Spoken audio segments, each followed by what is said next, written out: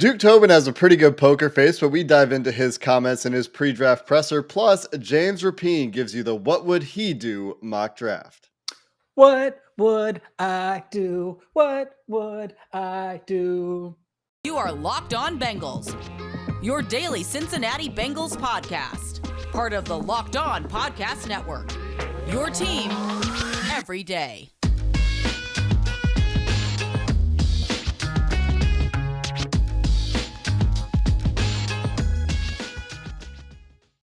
What up, Bengals fans, and welcome to another episode of the Locked On Bengals podcast. I'm your host, Jake Liscow. He's your host, James Rapien. Together, we're the Locked On Bengals podcast, part of the Locked On Podcast Network, your team every day, free and available everywhere you get your podcasts and on YouTube. Make sure you hit the follow button, the subscribe button, as we have a loaded week of draft content coming for you. We've got a What Would He Do mock draft with James Rapien. What Will They Do mock draft that I'll put together for tomorrow's show. And Joe Goodberry has an exclusive mock draft he'll be dropping on Locked On Bengals a little bit later this week. Today's episode is brought to you by BetOnline. BetOnline has you covered this season with more props, odds, and lines than ever before.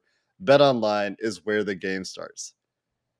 James, my biggest takeaway from Duke Tobin's press conference is that he's tired and he's making dad jokes at your expense. Oh, dang.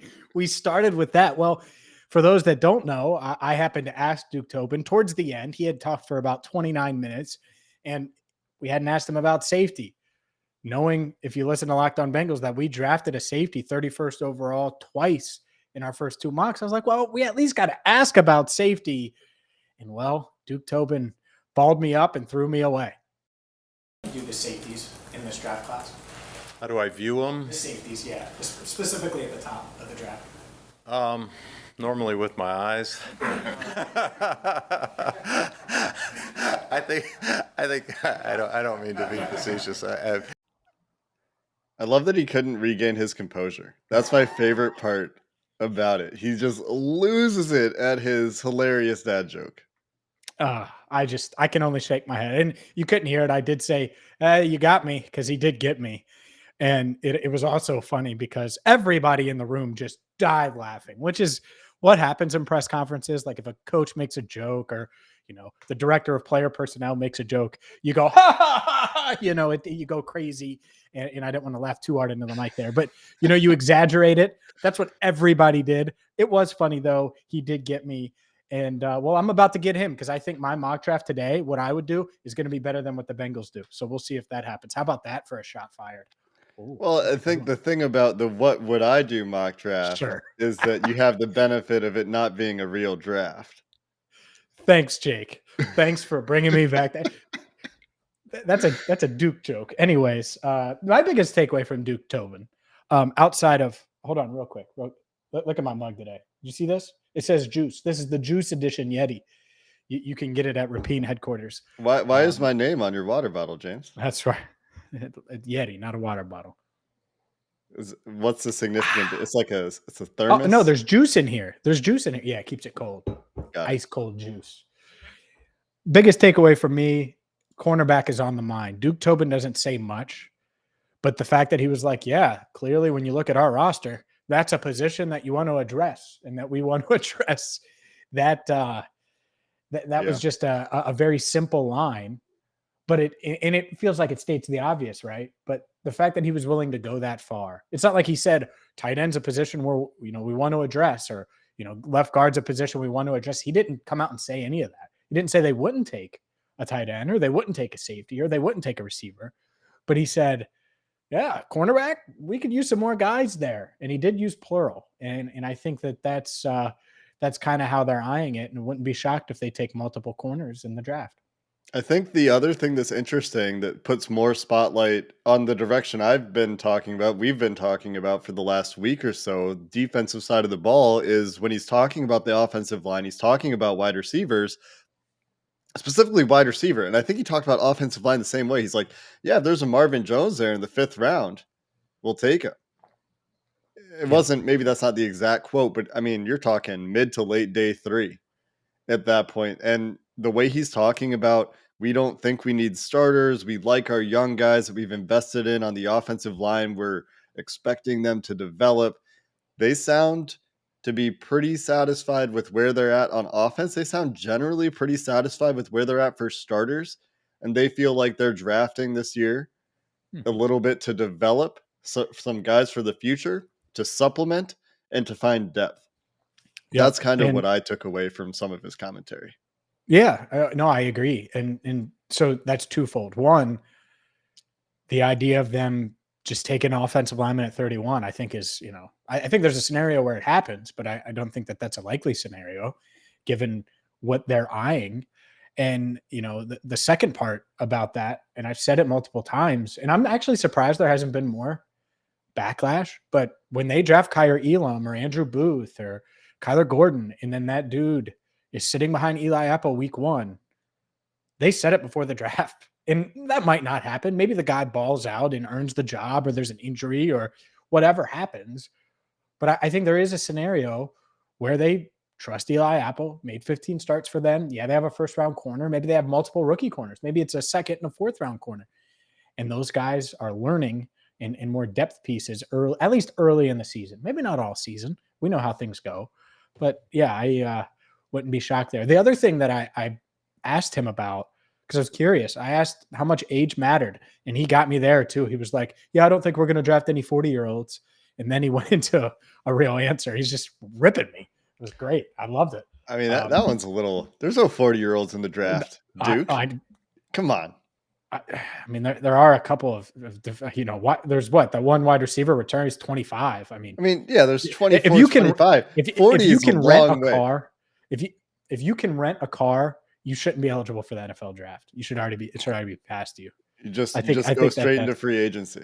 Yeah, you just sign, a 10-day or something like they do in the NBA.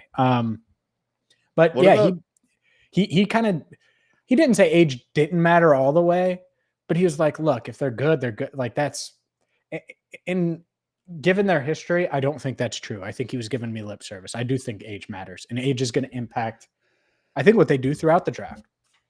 Yeah, I think that there will be a point where it matters less, but we'll see. Sure. We'll monitor the trends as we do, because it helps us predict in the future. What did you think about what he had to say about Jonah Williams and the 5th-year option? That was a comment that caught some attention on Bengals Twitter. Did it really? Nothing.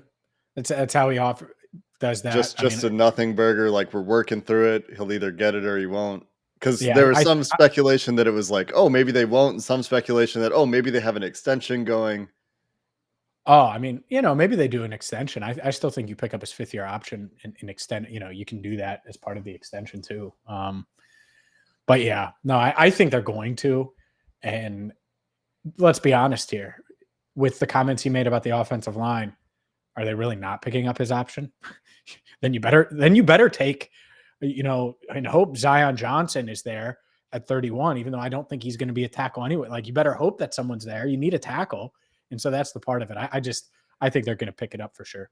Yeah. And there could be a tackle that they could see as better value than a guard. But either way, offensive line at 31, very doesn't seem likely.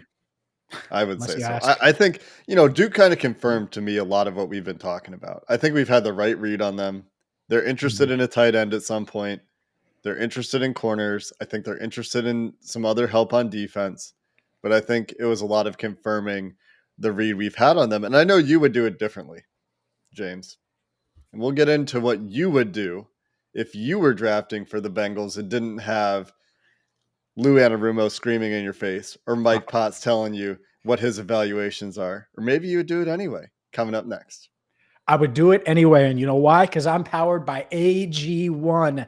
If you haven't tried AG1, I started taking it because I'll be honest with you, I hate veggies, hate vegetables. Don't like eating broccoli much, certainly not an asparagus guy, but I want the nutrients. I want the vitamins. I want the healthy aspect of it. And AG1 helps me do just that. They have 75 high quality vitamins in one scoop. All right. I put 1 scoop of AG1 in 8 ounces of water, get 75 different vitamins, minerals, whole food source superfoods, probiotics, all in one glass. It's real easy to do. You take it every morning. I do it. It's the first thing I taste outside of water. I'll take AG1 and get everything going. And it's boosted my energy. I feel healthier, and I know I am healthier because I've always stunk at eating veggies. So if you're like me and you stink at eating veggies, or maybe you just want to be healthier, you need to try AG1. And Athletic Greens is going to give you a free 1-year supply of immune-supporting vitamin D and 5 free travel packs with your first purchase. All you have to do is go to athleticgreens.com/NFL network. Again, that's athleticgreens.com/NFL network.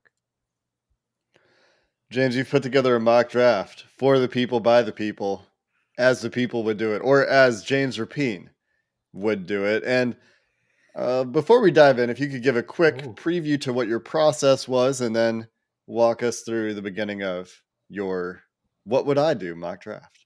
I think it had to do as much with value and how this team is going to get over the hump and stay there. And that to me is giving Joe Burrow everything he could need and then some, but also addressing clear needs, right? In areas that in this draft, you can realistically address those needs. Because I think without a trade down, the idea of them getting one of the top tight ends, getting one of the top interior defensive linemen, getting an edge rusher that's going to give them juice from the jump, and getting an offensive lineman. And it's hard to do all of those things, but I try to do enough where, it's going to help them in 2022 and beyond, which is the goal of any draft, right? But that was my thought process. So without further ado, let's get to pick 31. And to me, if he's there, this is obvious. You run to the podium, and I don't care if his arms are as long as mine, or they're probably shorter than mine, or certainly shorter than Jake Liscow's. Tyler Linderbaum is the pick at 31. He's a perfect fit in the run game. I love the idea of him, the wide zone, and I get it. Oh, AFC North. The AFC North isn't going to know what hit him if you give Joe Burrow time and you get Joe Mixon in space and cutback lanes, which he's never really had consistently as an NFL running back. So I take Linderbaum because for a few reasons. One, yeah, they've addressed the offensive line, but they don't have any young, and they would say maybe Jackson Carman, but this is what I would do. And I view it, I don't think they have any young offensive linemen that you say future Pro Bowler. And we're going to keep him for the next 6 years or 7 years or 8 years. And I would be surprised if Tyler Linderbaum doesn't make a Pro Bowl. Like I think he's going, I think he's going to be there at 31. I think he's going to fall past the Bengals. I'm not necessarily saying they would draft him. I would. And now suddenly Jonah Williams could be like your third or fourth best offensive lineman. If Lyle Collins is exactly what you think. And Tyler Linderbaum is awesome. And I think he would be. I really do. Now, is there a concern about the drop back passing and all of that? There is. I understand that. I also think that when you watch our guy Mike Santagata, his breakdown, or read his breakdown at allbengals.com, it's like, okay, well, he does re-anchor. He might get knocked back, but he does re-anchor. And I think he will get stronger. And when you have that athleticism, we're going to look back 7-8 years from now, and it's like, oh, Tyler Linderbaum's a 4-time Pro Bowler, and the Bengals passed on him at 31. I'm not passing on him at 31, Jake. Yeah. And as you said, I think the Bengals do if he's available. There's a chance he's gone at 15. There's a chance he makes it to 50. Who knows? You see it in mocks around the internet too. Like some people are like, I don't care. He's a stud on tape. We're taking him top 15. Other people are like, I don't think he can hold up in the NFL. He's going in the second round. And you're right. The thing for the Bengals is, do they think that he can make them a better pass blocking team? And there's an argument that yes, because he improves your left guard spot by putting Ted Karras out there and sliding Linderbaum into center. There's an argument that it doesn't really make that much of a difference to your pass protection because you're going to need to help him so much. And so that's probably something that Mike would tell us too, is if Linderbaum comes in and is your starting center on day one, that does kind of force your hand a little bit in some ways in protection. And it would also be like we've talked about, an unprecedented, he would have to be an outlier because of the length, because of the size concerns. And does that mean he won't be great? No, but there are those reasons for concern. But as you said, James, can make a massive difference in the running game. Looks like an intelligent player who could be a captain of the future, who could really be a leader on the offensive line unit. And so can you get over the length if he can do everything else? Other teams have with similar players. He is unique in some ways in that length and size concern conversation, but You can't. It's hard to argue with the tape. You can argue with the tape. It's hard to argue with the tape on Linderbaum, and so I would get it. I wouldn't fault. I mean, I would like the pick, but I just, as we've discussed, don't think they'll do it. And Duke did say, that everything is negotiable because we asked him directly about arm length for offensive linemen. Not going to name Linderbaum specifically, but that's part of it. And ultimately, man, I just think that when you look at it, who do you think is going to be there? Andrew Booth, maybe it's Kyer Elam, Kyler Gordon, Tyler Linderbaum. Which one's the most likely, to have the best career? I think it's Linderbaum. And I agree with you. You're asking him to be an outlier. And that's scary at 13. That's less scary at 31 for me, because I think at worst, they say this, Daniel Jeremiah and Bucky Brooks say this on Move the Sticks. They're like, you want to hit doubles, in the first round. You just don't want to have complete busts. I don't see how Linderbaum would be a bust. This isn't Billy Price. And I know some on YouTube thinks he's not. And he's a freak athletically. And I think at worst, he's a good offensive lineman. That's a hell of an at worst. And so I'll take that. Yeah, I think the other thing for the Bengals would be the positional value of center. They almost never take centers before day 3, historically, Billy Price being the big outlier there. But let's go on to the second round, James, because I wouldn't hate it. I wouldn't hate Tyler Linderbaum at all. I would like the pick. They've taken a few centers in the early in their time, but Billy Price is the most recent one. Okay, so is not a player, but 63rd overall. I did look at recent history though, James, and it's Billy Price in recent history, like last 10, 15 years. Recent. Like Duke Tobin tenure. Yep. Sorry. Yep. And no, you're good. And if Frank Wright, if you get it right, it doesn't matter what the position is. I've always said that for the most part. You're not taking a punt around 1 for those that are going to try to quote me. That being said, 63rd overall. This is where it's going to get interesting, because I think a cornerback falls. I think everyone's assuming that all these corners are going to go and that's going to be the case. I think that and this is crazy because he's getting some first round buzz, Roger McCreary or Cam Taylor-Britt are there. Roger McCreary is getting some first round buzz. I don't know about that. He probably goes in the top 40, 45. But if he's there, you would take him. But for mock purposes, I wanted to mention him because I think that there's a chance maybe him, maybe one of these other guys falls a little bit. Does Andrew Booth fall all the way there? I don't think so, but he could fall out around 1. Wouldn't shock me if he does. So I'm going to take Cam Taylor-Britt here. I think he gives them good value. And that's the thing. I want to maximize value. And so if I can get a Tyler Linderbaum, who's a future Pro Bowler in my eyes, Cam Taylor-Britt, who might end up being as good as the guy you were going to get at 31 anyway, depending on who's there. And I think there is a drop off after that. Are you taking some risk by not taking a corner at 31? Maybe some, but to me, I think one of these guys, and I'm willing to bet one of these guys falls to 63. And so for mock purposes, I'm going to say Cam Taylor-Britt, but I do want to make it known that I do think there's a chance that a guy with Roger McCreary level skills falls. And if they did, if he did, I think they would take him. Yeah. Cam Taylor-Britt's the same guy that I believe Dane Brugler had mocked to them in the second round. I think that for the spreadsheet that Joe and I have been working on for a few years, he is a second round grade in that as well. Coming out, second, third maybe, which is roughly where the Bengals pick. Very productive player at Nebraska, good athleticism, ran that 4.38. And I think he's a young guy too, 22 and a half. So not young, not old, right in the middle, some room to develop.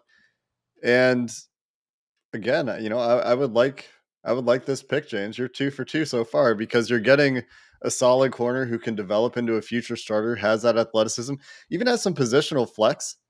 Like you could make him the third safety at points. Although Alontae Taylor is more that guy than Cam Taylor-Britt, and Alontae Taylor is a later round prospect most likely. But yeah, Cam Taylor-Britt, I'm on board. Dane Brugler sold me on him. I've listened to him talk about Cam Taylor-Britt as a second round guy. Formerly thought of him as a third round guy, and I've been sold on Taylor-Britt as kind of the guy that seems like the right spot for him is the end of the second round, beginning of the third round. Yep. Sign me up. I think it would, like if you could guarantee you're getting a Cam Taylor-Britt in round 2, then it would, I think, open people's minds a bit at 31. And I do think that they're going to end up taking a corner at 31. But if they don't, there's going to be a guy that falls. In this mock, it's going to be Cam Taylor-Britt. We'll get to the other 5 rounds. We got 5 rounds left, baby. But first, a word from Built Bar, the #1 protein bar on the planet. And look, Tyler Linderbaum, is he going to get bullied in pass protection a little bit early on? Maybe, but maybe not if he gets on the Built Bar plan, because he is an athletic freak. And Built Bars aren't just designed for athletic freaks. Jake Liscow takes them too and eats them each and every day. Oh, shots fired. Jake Juice Liscow. The point is Built Bars are awesome. They're great for everybody. And they're high in protein, low in sugar, low in calories. And so whether you want a post-workout protein punch, whether you're an NFL player looking to bulk up a little bit, or you just want to eat a little healthier, get to built.com, use promo code LOCK15. You're going to get 15% off your order. Again, use promo code LOCK15 for 15% off at built.com. Before we go to the third round really quick, I wonder, James, if they might go a different direction with corner at 63 if they don't pick a first round corner. So say in this hypothetical, what would they do, which we'll get to tomorrow? Say it's a defensive lineman and they have to go back to corner in the second round. I wonder if they would gamble on one of these athletic Zion McCollum, Tariq Woolen types in that spot and bank on upside a little bit more. They're both a little bit older. They're both coming from a lower quality of competition. But I just wanted to throw those couple names out there too. Or if they would just wait and say, you know what, we like Kobe Bryant, Alontae Taylor in the third round. Yeah. And that was part of it too, as I was juggling. What will Kobe Bryant be there at 95? And I'm not sure he will. I think Cam Taylor-Britt at 63 is maybe a little more likely. I think Taylor-Britt should be available to them in the second round, but maybe not. Maybe not. Right. I don't think they like Woolen. And that's just a gut thing, right? Where he just tested out of his mind, but it's like, not that they wouldn't take him, but I don't know if they would consider him at 95, or 63, excuse me, maybe 95, right? Maybe if you're getting into round 3 as I kick my camera, then you decide to take it, because as we've mentioned, you have certain thresholds and criteria, but the farther down you get, you have to be more flexible, because everybody's going to have bigger flaws the farther you get down into the draft. For sure. Let's go to the third round. Third round, man. You know me. It's all about Joey B. And I want a wide receiver pipeline, right? And so much like round 2, I'm going to name 2 guys. David Bell, if he's there, I think makes a ton of sense. I think he would be a nice developmental, bring him in as the 4th guy, but could really come in and be ready to contribute right away if you have an injury or something like that. I think he'd be able to help out on special teams. But I don't think he's going to be there. I think he's rising up draft boards. So I wanted to mention him and then go to the actual pick. Do the Bengals need a returner? They do, right? They've talked about punt returner and needing one and wanting one and special teams. And if you're going to have a wide receiver or draft a wide receiver at special teams, and one thing I know about the Bengals is they like juice. See what I did there? That actually didn't have to do with you, but they like juice. They want electricity. And you know who brings a little electricity? Calvin Austin Jr. brings a little electricity, and he can step in right away as a punt returner. And I think give them another element of this guy who can make people miss and make defenders miss with the ball in his hands. So maybe he's too small for them and they just shy away from it. But the fact that he's there at the end of round 3, right, where it's basically talking start of round 4 almost, if he's still there, I think that he would get consideration. So those are the 2 guys, David Bell and Calvin Austin Jr., both wide receivers. But for the sake of realism, I'm taking Calvin Austin Jr. because I think there's a better chance that he's available. And both those guys, well, they're very different players. David Bell, not very athletic, a bigger wide receiver. Calvin Austin, 5'7.5", 170, tested really well. 23 years old. David Bell, 21.5 years old. Wan'Dale Robinson from Kentucky, for our UK fans out there, 21, just over 21 years old as well. 5'8", similar mold to Calvin Austin, 5'8", 178. I wonder if he would be in play on Arif Hassan's consensus board in a very similar position, 87th on the consensus board to Calvin Austin at 94th. I also wonder about Khalil Shakir from Boise State, 5'11", almost 5'8", almost 6 foot. Sorry, just about 6 foot. And the reason that I bring those 2 names up is because one thing the Bengals are pretty consistent about, James, with wide receivers, they like them young. Tyler Boyd, T. Higgins, Jamar Chase, all very young coming out. They like them with young breakout ages, and all these guys had younger breakout ages, especially Wan'Dale Robinson.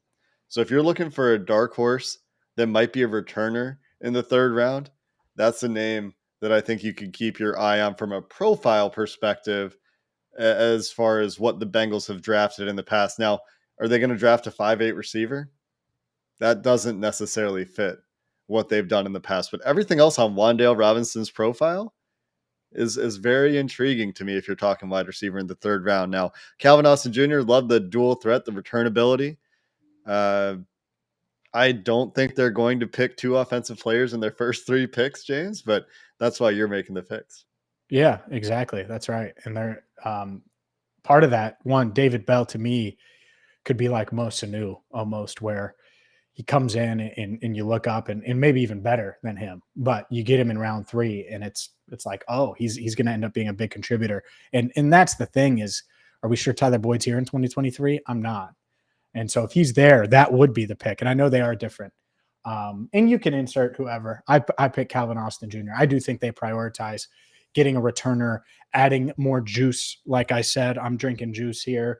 Jake sips on gin and juice regularly. But round 4 is going to be the shocker. And you noticed I've done these like dual picks.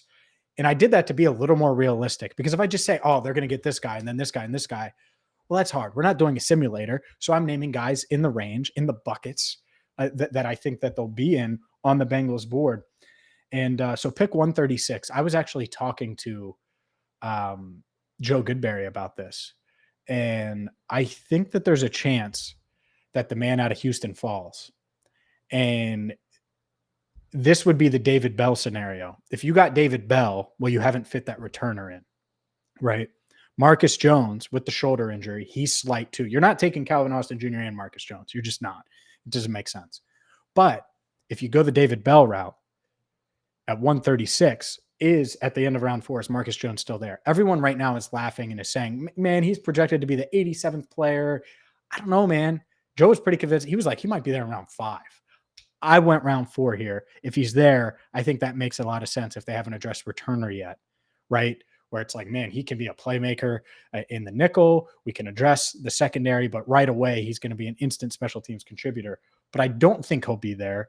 And I am going to double dip at corner, especially since I didn't take one in the first round.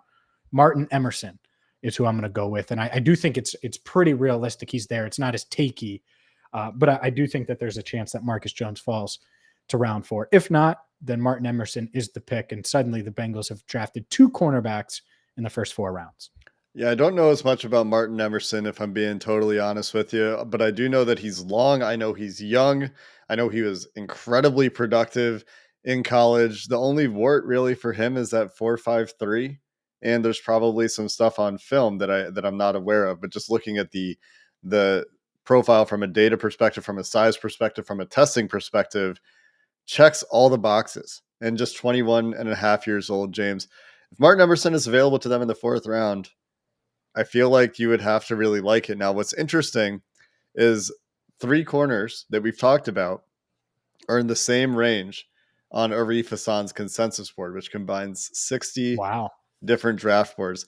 Cam Taylor-Britt's at 102 on the consensus board, so quite a bit of varying opinion on Cam Taylor-Britt, and he's actually listed here as a nickel corner on the consensus board, which I found interesting.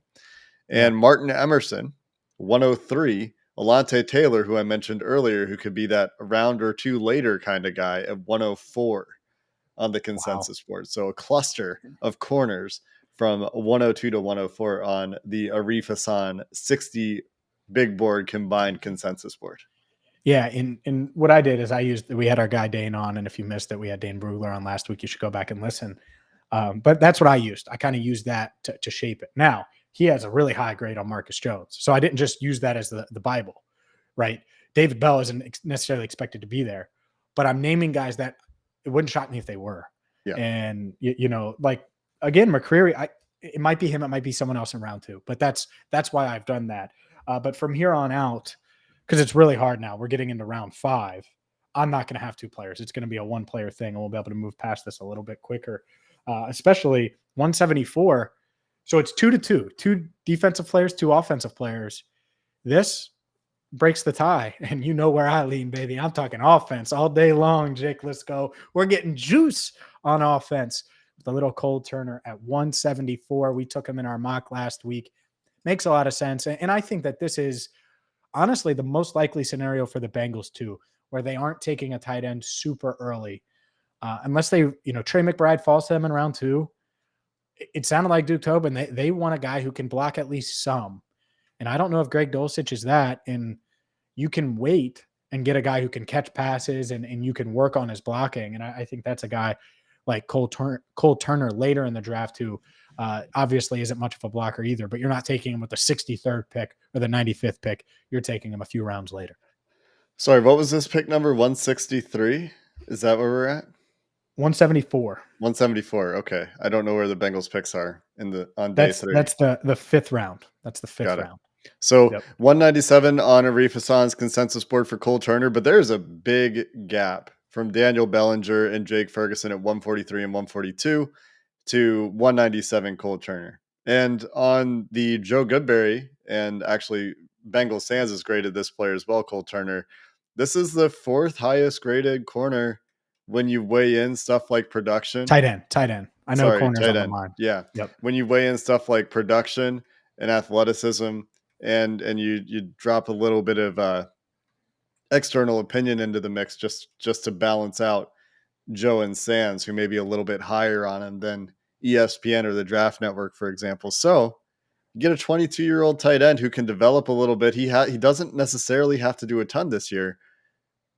We picked him the other day, James. I feel good about Cole Turner in the 5th round if it's not a guy that's fallen like a Charlie Kohler or a Jake Ferguson who could also be in play. Yep. And I already had some fallers, so I did. And there could be at tight end. I think it could happen at corner. I really do. So go with Turner there. All right. I have 3 picks left. And these, honestly, pretty easy. Because when you get this late, it's all right. What guys do you like that they've met with that are projected to go in this range? And so David Anini out of Houston, another Houston player. How about that? Could you imagine they draft 2 Houston guys and it isn't the guy that we've spent a lot of time talking about? Anyways, David Anini, I think he can give him a little edge juice. This late they met with them. I think there's a shot, and now we're 3-3 defensive players to offensive players. So everyone that's saying that I'm biased towards offense, but yeah, a little balance here. And they, I didn't find the 3 tech spoiler, or maybe I did later, but David Anini could bolster that defensive line. My only thought there, I have not watched him. I have not heard of him. My only thought there is when we were talking to Mike about Logan Hall, maybe it was Joe. I think it was Mike. He said that everybody on that Houston defensive line popped a little bit. He liked their defensive line in general. I asked him, I think it was off air. I don't think we were recording, but I was like, hey, did anyone else stand out? Because I knew they had met with Anini. And so, hey, at this stage of the draft, you might as well take a look at it. And here's the fun part about this stage. We got some good names. So David Anini, right? And then 226 with their first 7th round pick. Thank you, New York Giants, in the BJ Hill, Billy Price trade. By the way, Billy Price still a free agent. Notice we haven't gotten any. Are the Bengals going to bring back Billy Price to be the backup center? That has not happened. Anyway, shocking. Wide receiver. What? Hold on. Oh, no, I'm taking a wide receiver, baby. Yeah, you know it. And it's a guy the Bengals have met with multiple times. NFL teams are high on him. I'm not even sure he's going to be available in round 7. But Samori Toure out of Nebraska, and I believe I got it right. Samori Toure is, I think he'll be a special teams contributor right away. Certainly someone that they like. And even if they don't take one early, I think Toure's on their radar late day 3. I think that's a good line to draw for people. They've met with him, like you said, a few times, and is drumming up a lot of interest around the league. I believe he's a little bit older, and that might be the only real, the most significant flaw, I guess. But he can make some plays, man. I've watched a little bit of him, and he can put on a show a little bit. But 24 years old, coming out of Nebraska, 294 on the consensus board in the 7th round. So a fair A fair pick, James. Here we go. This is where I make Joe Goodberry happy. I make Cincinnati Bearcats fans happy. I'm happy. I'm not going to say that because that would sound weird. Jake Liscow, I don't know if you're going to be happy, but I joked about the 3-tech thing. Turns out we did find one.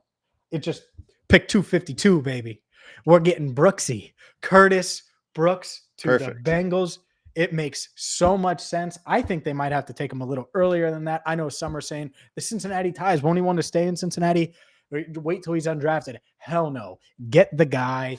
He's this is an athlete that is an elite athlete at a position that is barren in this draft.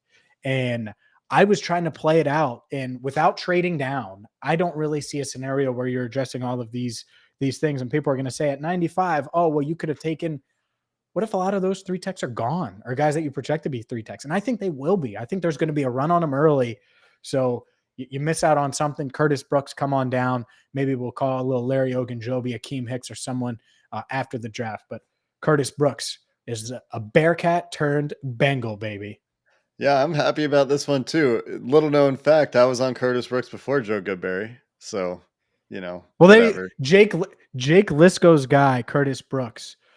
Look, I knew Brooks was good. I didn't realize and I was at the damn I didn't realize because they don't put the numbers out as well as he did. Yeah. But I don't want to champion too many Bearcats. I even told Joe this, and I've been on Alec Pierce for a long. I think he's he's better than Ritter. He should go. He's going to be better in the NFL than Ritter. So I didn't want to just be like, oh, well, they should go after this Bearcat. If you get Brooks 252. Or honestly, if you get him in any of the 200 picks, if they took Brooks at 209 instead of David and Ninny, I'm not going to argue it because I think he's going to be able to contribute. He's quick, man. And I saw him at that local workout and he moves really well. Came out of nowhere, not on many draft boards, has made his way onto the PFF board, I believe, at this point in the season. Just going to double check. He lands 160 on the PFF draft board, but elsewhere, he's nowhere. Priority free agent, unlisted. And that's the Curtis Brooks life. Let me go through them real quick here. In round 1, Tyler Linderbaum. Round 2, Cam Taylor-Britt. Round 3, Calvin Austin Jr. Some juice, baby. Round 4, Martin Emerson. Round 5, Cole Turner, another pass catcher. And then you got to bolster the defense with David Ninny at pick 209 in round 6. Samori Toure to start round 7. And Curtis Brooks is the cherry on top of the cupcake with a side of juice, baby. What grade would you give this draft? If this is what the Bengals do, Jake, what grade are you giving it? I think that the pick that I would struggle with is 3rd and 4th round. Emerson in the 4th round is really good value, so it's not really as much of a struggle for me as much as I want them to find more athleticism at the position. But Calvin Austin in the 3rd round, the fit isn't great for me. Yes, he does have the return ability. I mentioned some other guys there. So that's the one that stands out that I might do a little bit differently.